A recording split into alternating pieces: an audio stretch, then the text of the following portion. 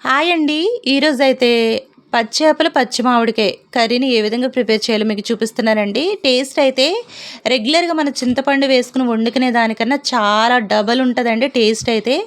ఒక్కసారి ఈ విధంగా ట్రై చేయండి. ముందుగా అయితే గనక చేపని ముక్కల కింద కట్ చేసేసుకొని, దాన్ని శుభ్రంగా బాగు చేసుకొని, ఉప్పు, కారం కలిపేసి పక్కన పెట్టేసుకోవాలి.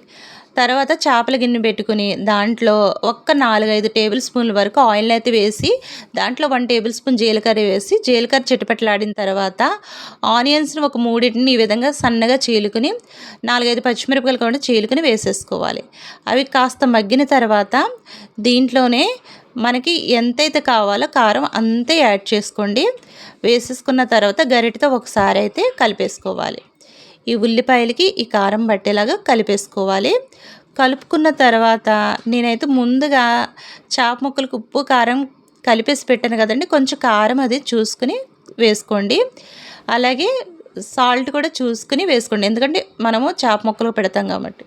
ఇలాగా అన్నిటిని ఒక్కొక్క దాన్ని వేసేసుకున్న తర్వాత కొద్దిగా చింతపండునైతే నానవేసుకొని ఆ పులుపునైతే వేసేసుకోవాలి. మనం రెగ్యులర్‌గా వేసుకునే దానికన్నా కొంచెంగా ఒక పావు వంతు వేసుకోవాలి.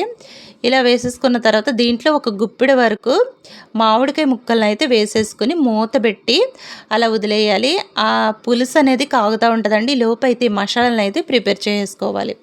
మసాలాలకు కావాల్సినవి ముందుగా అయితే గసగసాలు, జీలకర్ర, అలాగే ధనియాలు, ఒక గుప్పెడు వరకు వెల్లుల్లిపాయలు, లవంగ మొగ్గ, దాల్చిన చెక్క, యాలక్కాయ ఒకటి వేసేసుకుని మెత్తటి పేస్ట్‌ని వాటర్ సహాయంతో మెత్తటి పేస్ట్‌ని అయితే చేసేసుకోవాలి.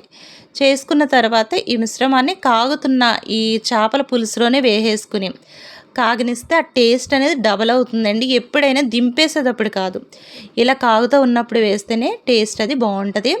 ఈ విధంగా వేసేసిన తర్వాత ఫైనల్‌గా కొత్తిమీరని వేసేసుకుని దాన్ని ఒక్క 10 నిమిషాలు అలా ఉడకనించినట్లయితే ఆయిల్ అది పైకి వస్తూ ఉంటుందండి. అప్పుడు స్టవ్ ఆఫ్ చేసేసుకొని మనం వెంటనే వేడివేడిగా రైస్లో వేసుకుని తింటే ఉంటుందండి. ఆ టేస్ట్ అనేది నెక్స్ట్ లెవెల్. ఒక్కసారి మీ విధంగా ట్రై చేయండి. మీకు ఏ విధంగా వచ్చిందో నాకు కామెంట్ చేయండి. Thank you for watching.